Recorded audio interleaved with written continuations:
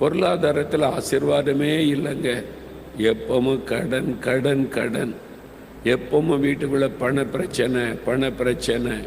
இதுக்கு என்ன செய்ய, அதுக்கு என்ன செய்ய, பண தேவைகள், ஒரு ஆசீர்வாதமே இல்லை அப்படின்ற சூழ்நிலை நிறைய குடும்பங்கள் அப்படி தத்தளிக்கிறது.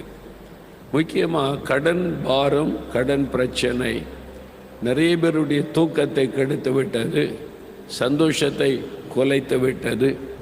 அதனால் ஒரு அவமானம், கடன் கொடுத்தவங்க அவமானப்படுத்துகிறாங்க, கேவலப்படுத்துகிறாங்க. நிறைய குடும்பங்கள் தற்கொலை பண்ணி மறிக்கிறாங்க. கடன் பிரச்சனையினால் நெருக்கப்படுவதனால சிறு பிள்ளைகளையெல்லாம் விஷம் வைத்து கொன்று கணவனை மனைவி தற்கொலை பண்ணி இந்த கடன் பிரச்சனையோடு வாழ முடியாது அப்படின்னு சொல்லி நிறைய மரணங்கள் கேள்விப்பட்டு கொண்டே இருக்கிறோம். அப்போ கடன் பிரச்சனை என்பது ஒரு பெரிய பிரச்சனை. நிறைய பேருடைய தூக்கத்தை கெடுத்து விடுகிறது, பெரிய பாதிப்பை குடும்பங்களுக்குள்ளே உண்டாக்குகிறது. நான் சொன்ன உங்களுடைய வாழ்க்கையில் இருக்கிற கடன், பேங்கு கடன், மனுஷர்கிட்ட வாங்கின கடன், அப்புறம் கந்து வட்டி கடன், இப்போ மீட்டர் வட்டின்றாங்களாம். மீட்டர் போடுற மாதிரி ஓடிக்கிட்டே இருக்குமா, 1 மணி நேரத்துக்கு ஒருக்கா வட்டி ஏறிக்கிட்டே இருக்குமா. இது மாதிரிலாம் அந்த உலகத்தில் நடக்குது. இந்த மக்கள்கிட்ட வட்டி வாங்கி, அநியாய வட்டி வாங்கி, அதனால் பெரிய பணக்காரனாய் வாழ்ந்து கொண்டு இருக்கிற ஆட்களும் நிறைய இருக்கிறாங்க. இது மாதிரி பாதிப்புக்குள்ளாகி மன வருத்தத்தோடு இருக்கிறவங்க நிறைய பேருக்கு கடன் வாங்கிட்டு திருப்பி கொடுக்கணுன்ற எண்ணமே இருக்காது. மேலும் மேலும் கடன் வாங்கிட்டே இருப்பாங்க. நம்ம கடனை திருப்பி கொடுக்கணும், கடன் இல்லாத ஒரு வாழ்க்கை வாழணும் அப்படின்ற சிந்தையே சிலருக்கு இருக்காது. துன்மார்க்கன் கடன் வாங்கியும் திரும்ப செலுத்தாதிருக்கிறான் அப்படின்னு பைபிள் சொல்லுது. கடன் வாங்கிட்டு திரும்ப கொடுக்காதவன் யாரா? துன்மார்க்கனை ஆண்டவர் ஆசீர்வதிக்க முடியுமா? அதனால நிறைய கிறிஸ்தவ குடும்பங்கள் கூட ஆசீர்வாதத்தை இழந்து நிற்கிறாங்க. ஏன்னா வாங்கின கடனை திருப்பி கொடுக்கணும்னு சிந்தை இல்லை. அரசாங்கம் நிறையா கடன் அறிவிக்கிறாங்க. கல்வி கடன், விவசாய கடன், அது மாதிரி பல கடன்கள், சிறு தொழிலுக்கான கடன். அது அரசாங்கம் உங்களை தூக்கி விடுவதற்கு அந்த நேரம் ஒரு கஷ்டப்படக்கூடாது, நீங்கள் போய் அநியாய வட்டியில் போய் விழுந்து உங்களுடைய வாழ்க்கை அழிஞ்சிடக்கூடாதுன்னு சொல்லி அரசாங்கம் மக்கள் மேலே கவனம் செலுத்தி வட்டியில் அதை கடன் கொடுக்குறாங்க, குறைஞ்ச வட்டியில் கடன் கொடுக்குறாங்க. ஆனால் அதை நல்லா வாங்கிட்டு கொஞ்சம் கொஞ்சமாக திருப்பி செலுத்த சொல்கிறாங்க. வாங்கும்போதே என்ன தீர்மானம்? அரசாங்கத்திட்ட கடன் வாங்கினா 1 வருஷத்தில் கடனை தள்ளுபடி பண்ணிடுவாங்க, திருப்பி கொடுக்க தேவையில்லை. இந்த சிந்தையோட கடன் வாங்குறவங்க நிறைய பேர். எப்போ வாங்கின கடனை திருப்பி கொடுக்க வேண்டாம், அரசாங்கம் தள்ளுபடி பண்ணிடுவாங்கன்ற ஒரு உணர்வோட கடன் வாங்கினா நீங்கள் துன்மார்க்கமான பாவத்தை செய்கிறீங்கன்னு அர்த்தம். முதல்ல இதெல்லாம் உணர்ந்து கொள்ளணும் தேவ பிள்ளைகள். உலக மக்களை போல நம்ம நடந்து கொள்ளக்கூடாது. உலக மக்கள் தான் அப்படி யாரையாவது ஏமாற்றலாம், கடனை திருப்பி கொடுக்க வேண்டியதில்லைன்னு சிந்தையோடு இருப்பாங்க. ஆனால் கர்த்தருடைய பிள்ளைகள், இயேசுவை அறிந்தவங்க அப்படி இருக்கக்கூடாது. கடனை திருப்பி செலுத்தணும், இந்த சிந்தை நமக்குள்ளே இருக்கணும். கடன் இல்லாத ஒரு வாழ்க்கை வாழணும் அப்படின்னு ஒரு சிந்தையும் நமக்கு வேணும். இப்போது எங்களுக்கு கடனே இல்லைங்க, யாருக்கிட்டே நாங்கள் கடன் வாங்கலை. நாங்கள் வாங்குகிற எங்களுடைய உழைப்புக்கு ஏற்ற வருமானம் இருக்குது, சம்பளம் வருது, அதுக்குள்ளே தான் நாங்கள் வாழுகிறோம். கடனே இல்லை. கடன் இல்லாத ஒரு ஆசீர்வாதமான வாழ்க்கையை கர்த்தர் தந்திருக்கிறார். அப்படி சொல்கிறவங்க இருந்தால் கை வைத்துங்க, எளிமை நில்லுங்க, மற்றவங்க எல்லாம் பார்க்கட்டும். கடன் இல்லாமல் வாழ முடியும் என்பதை மற்றவங்க பார்க்கணும். ஏன்னா நிறைய பேருடைய மைண்ட் செட்டை என்னென்னா, அரசாங்கமே கடன் வாங்குது, அமெரிக்காவே கடன் வாங்குது, அப்போ நம்ம என்ன அப்படின்னு சிந்தை, தவறான சிந்தை. நமக்கு மாடல் அமெரிக்காவோ இந்திய அரசாங்கமோ அல்ல, நமக்கு மாடல் இயேசு கிறிஸ்து தான். அல்லேலூயா. அப்போ கடன் இல்லாமல் வாழ முடியுமா அப்படின்னு நிறைய பேர் கேள்வி. இவ்வளோ பேர் இருக்கிறாங்க இந்த கூட்டத்துக்குள்ளேயே. கடன் இல்லாமல் வாழ்கிறவங்க இவ்வளோ பேர் இருக்கிறாங்க. இவங்களுக்காக எல்லாரும் கரம் தட்டுங்க. ஆமென். கடன் இல்லாமல் வாழ்கிற நீங்கள் பாக்கியவான்கள், பாக்கியவரிகள். அப்போ கடன் இல்லாமல் வாழ முடியும், கடன் வாங்காமல் வாழ முடியும். முதல்ல அதை மனதில் கொள்ளணும். இந்த பில்டிங் கட்டும்போது, தேவனுடைய வீடு கட்டும்போது, நம்ம இயேசுவுடைய ஊழியத்தில் பில்டிங் கட்டுறோம்ல, இவ்வளோ கட்டியிருக்கிறோம். ஒரு பில்டிங் கட்டினாலே நிறைய பணம் தேவை இருக்கும். ஆண்டவர் கொடுக்க கொடுக்க நாங்கள் கட்டுவோம். அந்த விசுவாசத்தோடு தான் எல்லாம் ஆரம்பித்தோம். இந்த பில்டிங் கட்டும்போது கூட பேங்க் மேனேஜர்ஸ் நமக்கு இயேசுடிக்கிறார் ஊழியம். பேங்கில் அக்கௌண்ட் இருக்கிறார், பேங்கில் பணம் போட்டு தான் பயன்படுத்தணும். அது அரசாங்க ஒழுங்கு, அதன்படி தான் நம்ம செய்கிறோம். பேங்க் மேனேஜர்ஸு என்னை தேடி வந்தாங்க நம்ம ஆஃபீஸுக்கு.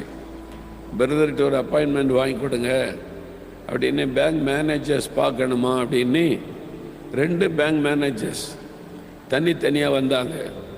உட்கார வச்சு பேசினேன், என்ன விஷயம் என்பதாக. எல்லாம் பேசிட்டு, இவ்வளோ பில்டிங்லாம் கட்டுறீங்க, நிறைய பணம் தேவை இருக்கும், உங்களுக்கு எத்தனை கோடினாலும் எங்கள் பேங்க் லோன் கொடுக்க ரெடியாக இருக்குது, கடன் கொடுக்க நாங்கள் ரெடியாக இருக்கிறோம். ஏன்னா உங்கள் அக்கௌண்ட் எல்லாம் பெர்ஃபெக்ட், நீங்கள் கணக்கு வழக்கில் ரொம்ப சுத்தமாக இருக்கிறீங்க, உங்களை நம்பி எவ்வளோ வேணாலும் கடன் கொடுக்கலாம், மேலே ஆஃபீஸர்ஸ் கூட ரெடியாக இருக்கிறாங்க, எத்தனை கோடி உங்களுக்கு கடன் வேணும் அப்படின்னு கேட்டாங்க. வீடு தேடி வந்து, ஆஃபீஸ் தேடி வந்து எவ்வளோ கடன் வேணும், எத்தனை கோடி வேணும் தர்றோம் அப்படின்னு சொல்கிறாங்க. ஆனால் வட்டியெல்லாம் கட்டணும், சும்மா தர மாட்டாங்க, வட்டியெல்லாம் கட்டணும். ஆனால் கஷ்டம் இல்லாமல் தருவன்றாங்கல்ல, அவங்களே வந்து நான் சொன்னேன், நாங்கள் கடன் வாங்கி கட்ட மாட்டோம், முழங்கால நின்று கட்டுவோம். நாங்கள் முழங்கால நின்று ஜெபித்து ஜெபித்து ஜெபித்து ஆண்டவரிடத்திலிருந்து பெற்று கட்டுவோம், கடன் வாங்க மாட்டோம் அப்படின்னு சொல்லிட்டேன் நான். ஆண்டவர் ஒரு பைசா கடன் இல்லாமல் இதெல்லாம் கட்டி முடித்து கொடுத்தார். ஆண்டவருக்கு ஸ்தோத்திரம், அல்லேலூயா. தேவனுடைய வீடு முதலாவது, அது கட்டும் போது அப்படிதான். அப்போ ஆண்டவர் நமக்கு உதவி செய்ய ஆயத்தமாக இருக்கும்போது, நம் தேவைகளை சந்திக்க ஆயத்தமாக இருக்கும்போது, ஏன் நம்ம கடன் பிரச்சனைக்குள்ளே சிக்கி கொள்ளணும்? அதை நீங்கள் அறிந்து, கடன் பிரச்சனையாய் மாறிவிட்டார் நிறைய பேருக்கு. அது மாதிரி. ஆனால் பிஸ்னஸ் செய்கிறோம், ஒரு வாகனம் வாங்குகிறோம், அதுக்கு லோன் போட வேண்டியது இருக்குதில்ல. நல்ல கவனிங்க, ஆண்டவர் ஒரு வாக்கு கொடுக்கிறார். உபாகமம் 28:12 வாசிங்க. ஏற்ற காலத்தில் உன் தேசத்திலே மழை பெய்யவும், நீ கையிட்டு செய்யும் வேலையிலெல்லாம் ஆசீர்வதிக்கவும், கர்த்தர் உனக்கு தமது நல்ல பொக்கிஷ சாலையாகிய வானத்தை திறப்பார். நீ அநேக ஜாதிகளுக்கு கடன் கொடுப்பாய், நீயோ கடன் வாங்காதிருப்பாய். நீ கடன் கொடுப்பாய், நீயோ கடன் வாங்காதிருப்பாய். இது ஒரு கட்டளை இல்லை. நீ கடன் வாங்கக்கூடாது அப்படின்னு கட்டளையாக ஆண்டவர் சொல்லவில்லை. நீ கடன் வாங்க மாட்டாய் என்பது வாக்கு தத்தம். நல்லா புரிந்து கொள்ளுங்க. ஆண்டவர் நீ கடனே வாங்கக்கூடாது என்று ஆண்டவர் கட்டளையாய் சொல்லாதபடி, நீ கடன் வாங்க வேண்டியதை வராதுப்பா, நான் ஆசீர்வதிக்கிறேன், நீ கடன் கொடுக்கிறாளாக இருப்ப, அது ஒரு ஆசீர்வாதம், வாக்கு தத்தம். இந்த வாக்கு தத்தத்தை நம்ம சுதந்திரித்து கொள்ளணும். ஆனால் சில சமயங்கள் ஒரு வியாபாரம் செய்கிறாங்க, வியாபாரத்துக்கு ஒரு வேன் வாங்கணும், 20 லட்ச ரூபா கையில் இல்லை, ஆனால் ஒரு 10 லட்ச ரூபா இருக்குது. 10 லட்ச ரூபா லோன் வாங்கினா நம்ம வேன் வாங்கி பிஸ்னஸ் பண்ணலாம். அப்போ என்ன பண்ணுவது? இது ப்ராக்டிக்கல் ப்ராப்ளம். வீடு வாங்கணும், சொந்த வீடு இல்லாமல் கஷ்டப்பட்டுக்கிட்டே இருக்கிறோம்.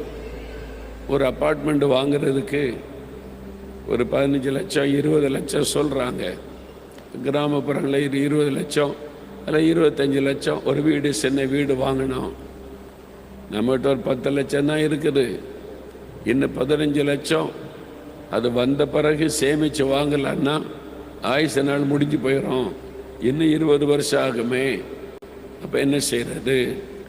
ஒரு பைக் வாங்கணும், வேலை கிடச்சிட்டு, அது பைக்கு 1.25 லட்சம் 1.5 லட்சம்னு சொல்கிறாங்க.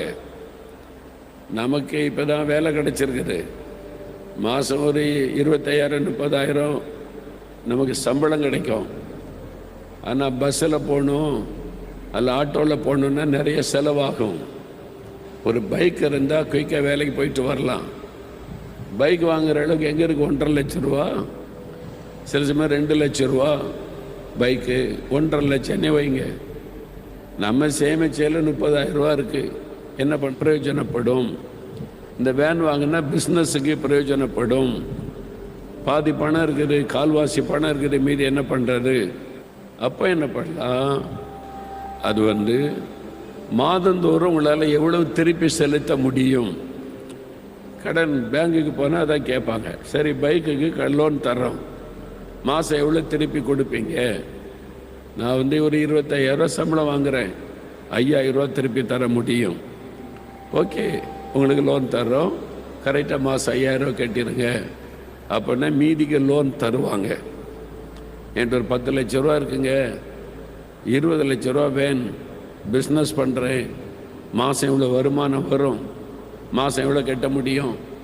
மாதம் ஒரு 50,000 கட்டிடலாம், அல்லது ஒரு 60,000 கட்டிடலாம். அது மாதிரினா எங்களுக்கு ஈஸி, சரி தருகிறோம். இதெல்லாம் நடைமுறையில் சாத்தியம். பிஸ்னஸ் பண்ணுறீங்க, ப்ராக்டிக்கலாக ஒரு வேலைக்கு போகிறீங்க. அப்போது சிலர் இது கூட வாங்க மாட்டேன், நான் விசுவாசத்தோடு இருப்பேன், கத்தர் தந்தால் தான் பைக் வாங்குவேன்னா அது உங்களுடைய விசுவாசம். உங்களுக்கு ஒரு வாய்ப்பு இருக்குது, இந்த வேலை செய்வதனால மாதந்தோறும் கட்டிடலான்ற ஒரு தைரியம் இருக்குதுன்னா நீங்கள் ஜெபம் பண்ணி ஆண்டவர்கிட்ட கேட்டு கர்த்தர் உங்களுக்கு அனுமதி கொடுத்தால், சரி ஞானமாக செயல்பட உங்களால் முடியும் என்று சொன்னால் நீங்கள் வாங்கிட்டு மாதம் மாதம் கட்டிக்கிட்டே இருக்கீங்கன்னா கடன் பாரமாக இருக்காது, அது உங்களுக்கு பாரமாக மாறாது. லகுவாக கட்டிக்கிட்டே இருப்பீங்க, கட்டி முடிச்சிருவீங்க, அவ்வளோதான். 4 மாதம் கட்டலைன்னா 5ஆவது மாதம் ஆக்ஷன் எடுத்துருவாங்க, அப்போ அவமானம் வரும். அப்போ இந்த மாதிரி காரியெல்லாம் ஜெபம் பண்ணி யோசித்து நிறைய பேர் கரெக்டாக பேங்குக்கு லோன் கட்டிடுவாங்க. அப்போ அவங்களுக்கு பிரச்சனை இல்லை. சிலர் பிரச்சனை உண்டாக்குற மாதிரி நடந்து கொள்ளுவார், திருப்பியே கொடுக்கறதில்லை, வாங்குறதோடு சரி, திருப்பி கொடுக்கின்ற சிந்தையே இருப்பதில்லை. அவங்களுக்கு தான் பிரச்சனை. அப்போ நீங்கள் கடன் வாங்கலான்றீங்களா வாங்கக்கூடாதுன்றீங்களா? இப்போ உங்களுக்கு குழப்பம் வந்துட்டு இல்லை. நீங்கள் போய் எந்த காரியத்தையும் தேவனுக்கு தெரியப்படுத்தி ஜெபிக்கணும். நீங்கள் ஜெபம் பண்ணி அவசியமில்லாத பொருள் வாங்குவதற்கு லோன் வாங்கக்கூடாது. அவசியமில்லாத பொருள் வாங்குவதற்கு உங்களுடைய வாழ்க்கைக்கு தேவை, உங்களுடைய வாழ்வாதாரத்துக்கு தேவை, உங்கள் பிஸ்னஸுக்கு தேவை. நம்ம கொஞ்சம் நமக்கு ஒரு லோன் கிடைச்சதுன்னா ஈஸியாக நம்ம அதை கட்டி பிடிச்சிட முடியும் அப்படின்னு சொன்னால், அதில் உண்மையாக இருக்கிறவங்க இருதயம் உங்களுக்கு இருந்தால் நீங்கள் அதை வாங்கி அதை பயன்படுத்தி கொள்ளலாம், தவறு கிடையாது, அது பாவம் கிடையாது. ஆனால் எல்லாத்துக்கும் கடன் கடன். ஒரு 1000 ரூபா வேணும், பக்கத்து வீட்டில் போய் லோன் வாங்கிரு. இன்றைக்கி ஒரு 2000 ரூபா ஒன்று ஃபீஸ் கட்ட, இந்த பக்கம் ஒரு லோன் வாங்கிரு. எந்த காரியத்துக்கும் யாருக்கிட்டையாவது போய் கடன் கொடுங்க கடன் கொடுங்க நீ வாங்கி வாங்கி வாங்கி கடனை திருப்பியே செலுத்துறதில்லை. இந்த ஆள்கிட்ட கடன் வாங்கியாச்சா, இனிமே அவர்கிட்ட போகக்கூடாது, அடுத்த ஆள்கிட்ட கடன், எதிர் வீட்டில் கடன், தெருவில் இருக்கிற எல்லாத்துக்கிட்டையும் கடன், ஊரில் இருக்கிற எல்லாத்துக்கிட்டையும் கடன். இந்த பழக்கம் எந்த காரியத்துக்கும் போய் போய் போய் கடன் வாங்கி அவங்க தான் கடன் பிரச்சனைக்குள்ளே சிக்கி கொள்ளுவார். அப்புறம் எல்லாரும் இருக்குவாங்க, திருப்பி கொடு, நீ கடன் வாங்கிட்டு ஏமாத்துற அப்படின்னு சொல்லி. அப்போ இந்த பழக்கம் நல்லதல்ல, சரியானதல்ல. அது உங்களை எங்கே கொண்டு போய் விடும்னு சொன்னால், ஆண்டவரை விட்டு நீங்கள் வழி விலகிடுவீங்க. இப்போ உங்களுக்கு ஒரு தேவை வருதுன்னு வைங்க, தேவை வந்தால் யார்கிட்ட கேட்கணும்? ஆண்டவர் சொல்லுகிறார், உனக்கு என்ன வேணும்? என் நாமத்தினாலே எதை கேட்டாலும் உனக்கு தருவேன் சொல்கிறார் ஆண்டவர். உனக்கு இந்த தேவை இருக்குதா? என்கிட்ட கேளு. பைக் வாங்கணுமா? என்கிட்ட கேளு. வீடு வாங்கணுமா? என்கிட்ட கேளு. உனக்கு இந்த தேவை இருக்குதா? என்கிட்ட கேளு. பிள்ளைகளுடைய படிப்புக்கு பணம் தேவை இருக்கு, என்கிட்ட கேளு. என் நாமத்தினால் எதை கேட்டாலும் தருவேன்னு சொல்கிறார்ல, நீங்கள் அவர்கிட்ட தானே கேட்கணும். அது கேட்டு பார்த்தோம். என்ன அப்படின்னா கூரையை வச்சுக்கிட்டு ஆண்டவர் ராத்திரியே பணம் மூட்டையை போட்டுருவான்னு நினைப்பேன் நிறைய கிறிஸ்தவங்களுக்கு.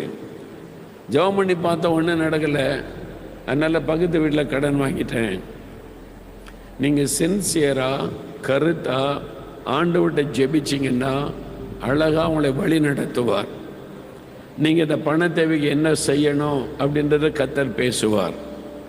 நீங்களாக தீர்மானம் பண்ணி நீங்களாக சில காரியத்தில் கடன் வாங்கி திருப்பி செலுத்துன்ற எண்ணமே இல்லாமல் வாழ்ந்தீங்கன்னா அது உங்களுக்கு கடன் பிரச்சனை என்கிற நெருக்கம் அவமானத்துக்குள்ளே கொண்டு வந்து நிறுத்தும்.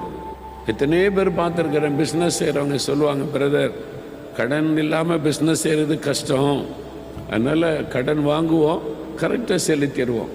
உண்மையாக கடனை திரும்ப செலுத்தி பெர்ஃபெக்டாக தன்னுடைய பிஸ்னஸை கவனிக்கிற நிறைய பேர் எனக்கு தெரியும். அவங்களுக்கு கடன் கொடுத்துடணும்னு கொஞ்ச நாளில் கடனே இல்லாத ஒரு பிஸ்னஸுக்குள்ளே வந்துடுவாங்க. அப்புறம் கடன் வாங்க மாட்டாங்க.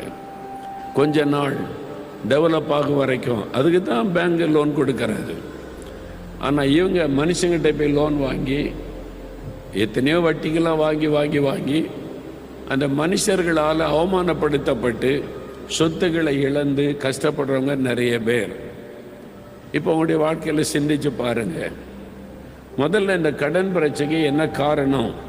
அப்போ நீங்கள் யோசித்து பாருங்கள். நீங்கள் தேவனுடைய ஆலோசனை இல்லாமல் காரியத்தை செஞ்சீங்க, அதுதான் பிரச்சனை.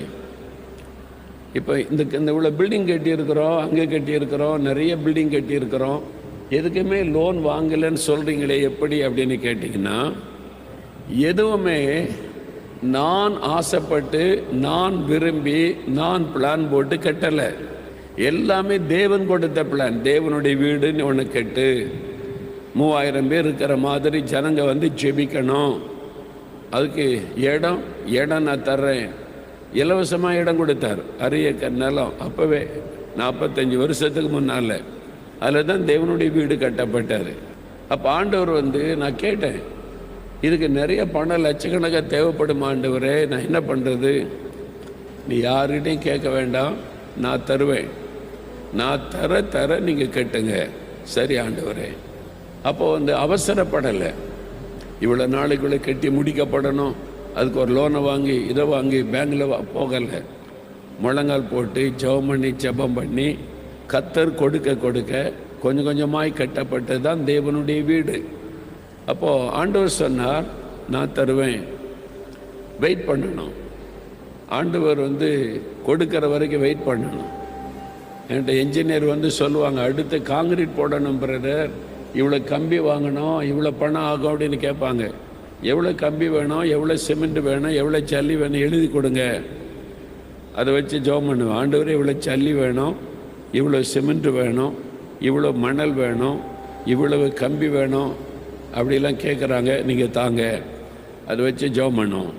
கர்த்தர் அந்த தேவையை சந்தித்த பிறகு அந்த வேலை நடக்கும். அதுக்கு அடுத்த வேலை செய்கிறதுக்கு என்ஜினியர் வருவார். அடுத்த பூசணும், இதுக்கு இவ்வளோ செலவாகும், அதை எழுதி கொடுங்க. அதை தேவ சமூகத்தில் ஜெபம் பண்ண, ஆண்டவரே இப்படி சொல்கிறாங்க, இதெல்லாம் தாங்க, கர்த்தர் தருவார். அது செய்வோம். அப்படி தான் செய்திருக்கிறோம். அதே மாதிரி தான் தேவனுடைய கூடாரம். இதை கட்டும் போதும் நான் ஆண்டவர்கிட்ட கேட்டேன், இவ்வளோ பெருசாக கட்ட சொல்கிறீங்க, பணத்துக்கு நான் எங்கே போகிறது? கோடிக்கணக்கு ஆகும் ஆண்டவரே, அதெல்லாம் நான் கட்டி தருவேன், நீ உன் ஊழியத்தை செய்ய, நான் கட்டி தருவேன்னார். அதே மாதிரி இதற்கு நீ யோசித்து பாருங்கள். நம்ம திறப்பின் வாசல் ஜெபத்தில் மாதந்தோறும் இங்கே 40,000 பேர் கூடி வருவாங்க. திறப்பின் வாசல் ஜெபத்தில் கூட இந்த கட்டடத்துக்காக காணிக்கை எடுத்ததே கிடையாது. ஆண்டவர் சொன்னார், காணிக்கை எடுக்காத, சொல்லாத, என்கிட்ட விட்டுரு, நான் தர்றேன். விசுவாசம். ஒன்று ஆண்டவருடைய வாக்குத்தத்தத்தின் மேலே வைக்கிற விசுவாசம், அவருடைய வல்லமையின் மேலே வைக்கிற விசுவாசம், ரெண்டாவது ஜெபம், மூன்றாவது ஆண்டவருடைய வேலைக்காக பொறுமையாக காத்திருப்பது. இதுதான் நம்ம அறிந்து கொள்ள வேண்டிய சத்தியம். நிறைய பேர் அதை செய்யாதபடினால்தான் கடன் பிரச்சனை என்கிறதுக்குள்ளே சிக்கி கொள்ளுகிறோம். மீள முடியலை. கட்டி முடிக்கிறதுக்குள்ளே கட்டடத்தை விற்க வேண்டிய நிலைமை, வீட்டுக்குள்ளே குடியேறதுக்கு முன்னால் வீட்டை விற்க வேண்டிய நிலைமை. அதுக்கு நம்ம தான் காரணம், ஆண்டவர் கிடையாது. அப்போ நீங்கள் தயவு செய்து இதெல்லாம் புரிந்து கொண்டு ஆண்டவரோடு இணைந்து வாழ்கிற வாழ்க்கைக்குள்ளே நீங்கள் வரணும். வியாபாரம் நீங்களும் ஆண்டவர் சேர்ந்து செய்கிற பிஸ்னஸாக இருக்கணும். வேலை நீங்களும் ஆண்டவர் சேர்ந்து செய்கிற வேலையாக இருக்கணும். அப்போ ஆண்டவர் உதவி செய்வார். கடன் வாங்கினவன் கடன் கொடுத்தவனுக்கு அடிமையாக இருக்கிறான். கடன் பிரச்சனை இருக்கு, அது ஒரு அடிமைத்தனத்தை கொண்டு வருகிறார். நீங்கள் ஒரு ஆள்கிட்ட கடன் வாங்கிட்டேன்னு வைங்க, அவனை பார்த்தாலே ஒரு பயம்தானே. அவன் வந்து மிரட்டுவான், அவன் வந்து பயமுறுத்துவான், அவமானப்படுத்துவான். நீங்கள் எதிர்த்தெல்லாம் பேச முடியாது. கடன் என்கிற அடிமைத்தனம் நிறைய பேருடைய வாழ்க்கையில் இந்த பாதிப்பு இருக்குது. உங்களுக்கு ஒரு விடுதலை தேவை. இயேசு ஆசீர்வதிக்கிறவர், அவர் ஐஸ்வர்யத்தை தருகிறவர், நம் தேவைகளை சந்திக்கிறவர், இந்த கடன் பிரச்சனை விடுதலை தருகிறவர். கடன் பிரச்சனையில் சிக்கிற மக்களுக்கு ஆண்டவர் விடுதலை கொடுத்த சம்பவங்கள் வேதத்தில் எழுதப்பட்டு இருக்கிறாரு. இன்னைக்கு உங்களுக்கு என்ன கடன் பிரச்சனை? பிள்ளைகளை படிக்க வைக்க கடன் வாங்கிட்டேன், ஒரு ஆஸ்பத்திரி செலவுக்கு கடன் ஆகிவிட்டாரு, திருமண காரியத்தை கடன் ஆயிட்டு, சிலர் நியாயமான காரியத்துக்கு செலவு பண்ணி கடன் ஆயிட்டு, சிலர் ஊதாரித்தனமாக செலவு பண்ணி, ஆடம்பரமாக செலவு பண்ணி, வரவுக்கு ஏற்றபடி செலவு பண்ணாமல் கடன் வாங்கி வீணா செலவு பண்ணி இன்னைக்கு கடன் பிரச்சனை. எனக்கு விடுதலை வேணும். ஜெபம் பண்ணுங்க. ஆண்டவரிடத்தில் ஒரு நிமிஷம் முழங்கால் போடுங்க. ஆண்டவரிடத்தில் கேளுங்க, ஒரு வார்த்தை சொல்லுங்க, எனக்கு இதுல விடுதலை வேணும். குறிப்பா கேளுங்க. இப்போ நான் உங்களோட இணைந்து ஜெபிக்க போறேன். இயேசு உங்களுடைய ஜெபத்தை கேட்கிறார். அவருடைய பிரசன்னம் உங்களுடைய வீட்டுக்குள்ள நீங்க இருக்கிற இடத்துல வந்திருக்கிறாரு. தகப்பனே, அருமையான உங்களுடைய பிள்ளைகளுடைய விடுதலைக்காக ஜெபிக்கிறேன். மெய்யாகவே விடுதலை ஆவீர்கள் என்று வாக்கு கொடுத்தீரேன். இதோ இந்த பிள்ளைகளுடைய விடுதலைக்காக ஜெபிக்கிறேன். கடன் பிரச்சனை, ஆண்டவரே விடுதலை வேணுமே, இத்தனை வருஷமா தொடர்ந்து வருகிறேன், இந்த மாதமாவது எங்களுக்கு ஒரு விடுதலை தாங்க. இந்த கலங்கி நிற்கிற பிள்ளைகளை பாரும், உதவி செய்யுங்க, அற்புதம் செய்யுங்க, உங்களுடைய ஐஸ்வர்யத்தினால் ஆசீர்வதிங்க. அந்த கடன் பிரச்சனை விடுதலை இயேசுவின் நாமத்தில் உண்டாகட்டும். இந்த முதல் ஒரு ஆசீர்வாதம் வரட்டும். இந்த இக்கட்டில் இந்த விடுதலை கொடுங்க, இந்த வேதனையில் இந்த விடுதலை கொடுங்க, இந்த பாரத்தை உள்ளத்தை விட்டு மாற்றி விடுதலை கொடுங்க. இந்த குடும்பத்தையே விடுதலையாக்கி ஆசீர்வதிங்க. ஒரு விடுதலையின் சந்தோஷமுடைய வாழ்க்கையில வரட்டும். நீர் வாக்கு கொடுத்தபடி மெய்யாகவே விடுதலை ஆவீர்கள் என்று சொன்னீரேன். இந்த மாதம் அவருடைய விடுதலையை கண்டு மகிழ்ந்து களிகூறும்படி இயேசு கிறிஸ்துவின் நாமத்தில் ஒவ்வொருவருக்கு அற்புதம் நடக்கட்டும். ஒவ்வொரு குடும்பத்திலும் அற்புதம் நடக்கட்டும். இன்று முதல் இந்த விடுதலையின் சந்தோஷத்தை அவங்க அனுபவிக்கட்டும். நீ தொட்டதற்காய் ஸ்தோத்திரம், விடுதலை கொடுத்து விட்டதற்காய் ஸ்தோத்திரம், ஸ்தோத்திரம், ஸ்தோத்திரம். தகப்பனே, உம்முடைய அன்பை நினைத்து உம்மை துதிக்கிறோம். நீர் எவ்வளவாய் உம்முடைய பிள்ளைகளை நேசித்து தொட்டு கொடுத்த விடுதலைக்காய் ஸ்தோத்திரம், ஸ்தோத்திரம் என்று உம்மை துதிக்கிறேன். இன்று முதல் நல்ல ஒரு சந்தோஷத்தையும் மன மகிழ்ச்சியும் அவர்கள் உணரும்படிக்கை செய்யும். ஒரு விடுதலின் சந்தோஷம் எப்போது அவருடைய வாழ்க்கையில நிலைத்திருக்கட்டும். இயேசு கிறிஸ்துவின் நாமத்தில் ஜெபிக்கிறேன் பிதாவே. ஆமேன், ஆமேன்.